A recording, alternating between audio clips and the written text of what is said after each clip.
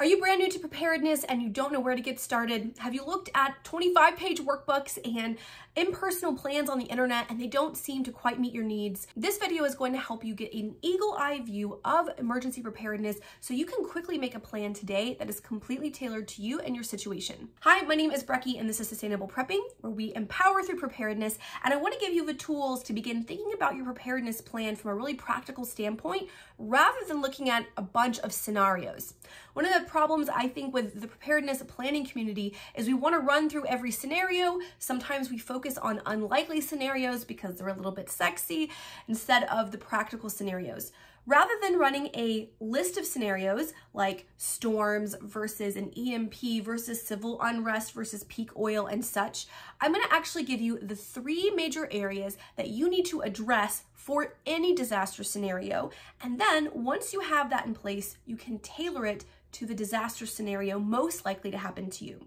So if you're brand new, get a pencil, get some paper, and let's get started. The 3 areas that we're going to be addressing are the loss of utility grid, the breakdown of supply lines, and evacuation.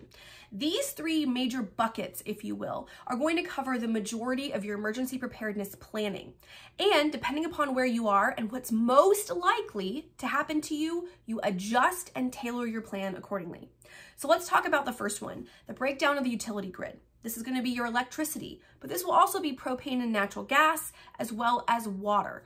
All the utilities that come into your home that you use on a regular basis, you're going to need to address what happens if and when those break down. Now, some of you might live off grid, and that's awesome. You are going to still have to plan ahead and accordingly for if your utilities go out. But assuming that most of us live somehow connected to the grid, what are you going to do when the grid goes down?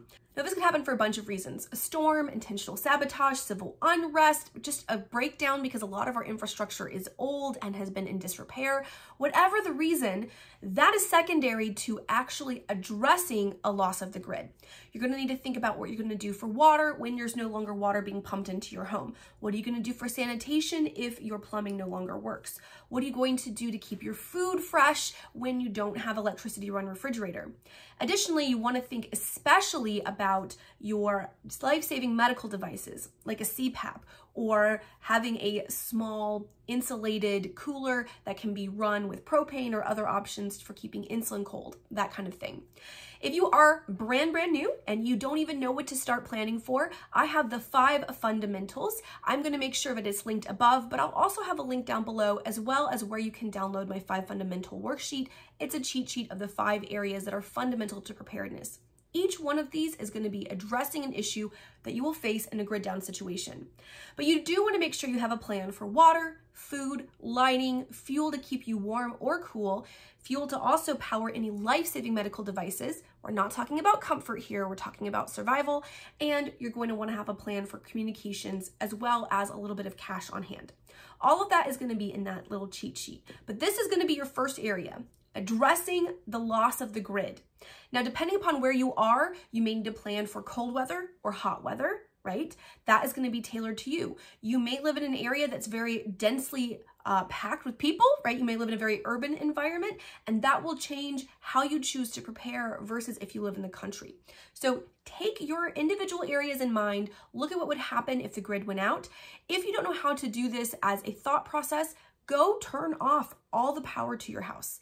Think about all the things that your electrical grid, your utility grid supports, and begin to write down, oh, I went to wash my hands. What am I going to do to take care of sanitation? Think about that as a thought experiment. But that will help you deal with the first of our buckets of preparedness, which is a lack of the utility grid. Our second bucket of preparedness is a breakdown in supply lines. Now, probably, if you have a loss of a utility grid, you'll also have a loss of supply lines, but you could have a loss of supply lines without a breakdown in utility grid, so they are separate. I did separate them out for this video in order for you to think critically about the different stages, but if you are facing a fairly significant disaster, you're going to have both a loss of your utilities as well as a loss of supplies.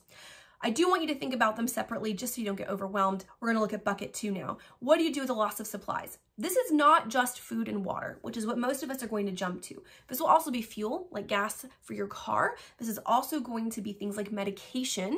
Okay, that's a big one, a loss of your medication supply. This is also going to be a loss of parts for your home, parts for your car, parts for your electronics.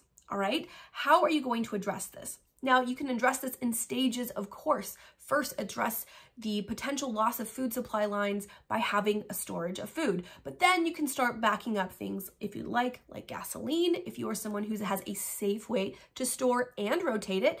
You can also look at other options like trying to get a week, 2 weeks, a month ahead on your most essential prescriptions. All of these are going to take some effort and probably talking to doctors and other professionals, but they are ways that you can begin to insulate yourself from a breakdown in supply lines. Planning ahead for a breakdown in supply lines means that you won't need to panic buy when there's a breakdown in supply lines. It also means that you won't be adding to scarcity when other people suddenly wake up and realize there could be a loss of supplies. So this just helps in an overall sense. It allows you to have a little bit of a stockpile. It allows you to be prepared for a utility breakdown, but it also allows you to stay calm and confident if there is a breakdown in shipping, if there is any civil unrest that causes a lack of movement for deliveries and things like that. So this will help you address a bunch of different scenarios. Again, the point is to give you an eagle eye view so you can tailor it to your own situation. If you live in an urban environment, a loss of supply lines will look differently than if you live in a rural environment. If you live in a coastal community, right, if you live on the east or west coasts, you're gonna have a different supply line breakdown than if you live, for example, up in the mountains in Appalachia or in the Rockies or in the Cascades or something, where you are already kind of at the end of a travel route. So think about those things and plan accordingly. Our third major area of preparedness is evacuation. There are going to be situations in which staying in your home is not safe. Evacuation may be what you have to do. So while our first two buckets, a loss of utilities and a loss of supply lines, are assuming that you'll be able to stay in your home or wherever you are residing and shelter in place, the third one assumes that you are no longer able to safely shelter in place. This is where you're going to be building an evacuation kit or bag. There's a whole bunch of videos on this. I have one on making a go bag, but essentially you are going to want to create a bag or a kit that you can take with you very quickly in the event that your shelter in place location is no longer safe. This needs to have a change of clothes. This needs to have toiletries. This needs to have essential medication and maybe a light first aid kit. You're going to want to have some kind of calories, some kind of lighting, and water filtration. Again, this is a big overall view. There's so much more you could add to this, but in essentials, you want a bag that can get you from your current location to someplace else. If you have a bug out location, you have a secondary location you're going to try to get to, how long will it take you to get there? How long by car? How long by bike? How long by walking? I would strive to have at least 24 to 48 hours of calories and water and change of clothes. 72 is awesome if you can manage it. If you think you're going to be going overland, you might need to add camping supplies. If you are in an urban environment and all you're trying to do is get from one side of a city to another, then you may not need camping supplies. Tailor your evacuation kit to your needs. If you have children, you're likely going to need to have specific foods, maybe special stuffies or card games to keep them kind of calm and not worried about everything happening around them. You're going to always want to have cash and small bills. You're going to always want to have a way to get water and water filtration, but that's going to look different if you're overlanding in the country versus if you were looking for water sources in the city. Again, this is where you tailor this particular bucket to your needs. If you are not very physically capable of lifting, you're probably not going to be able to have a very large evacuation kit. You're going to have only maybe your essentials in a very light bag. That could mean no change of clothes, for example. But if you are quite physically fit, you may have a bigger rucksack that has camping gear and cooking gear and, 3 or 4 days worth of calories. Really, this is going to absolutely depend upon you, your needs, your abilities, and your plan. You are going to need to make an evacuation plan. If you live in an area that's prone to evacuations, like wildfires or hurricanes, tornadoes, or other storms, where can you identify ahead of time to go so that you can plan ahead, have maps, have backup maps, have everything that you need to get there effectively and safely? What is going to be your trigger for evacuation? Will you wait until it's required, or do you have a trigger you want to put in place so that you leave ahead of potential crowds? All of this is to say, you have 3 major areas that you can begin to plan. And if you are brand new to preparedness, instead of trying to do everything at once, pick one project, one bucket, and begin tackling that. For example, if you don't have an evacuation kit at all, perhaps that is a weekend plan that you can tackle this week. Scrounging up an old backpack or going to a thrift store and buying one, adding in some water bottles, adding in a change of old clothes and some printout maps of your area isn't hard and doesn't have to be expensive. What you need to do is begin to look at your areas. What do you have planned already and what do you need to do? What is most likely to happen to you? Now listen, and this is a big deal. I don't want you to spend your time worrying about big bads, not nuclear, not EMP, not civil war. None of those things are likely to happen. Are they possible? Absolutely. Are they likely? No. What is likely to happen are natural disasters, some kind of storm, and some kind of accident. If you can plan for those likely scenarios with these 3 buckets, you're going to be so much further ahead than worrying about unlikely scenarios. And that is the 3 buckets: a loss of utilities, a loss of supply lines, and an evacuation. If you can begin addressing those 3 buckets, making your lists, looking at what you have versus what you need, putting together a budget and a plan, you can tailor fit your own emergency preparedness plan to your own needs.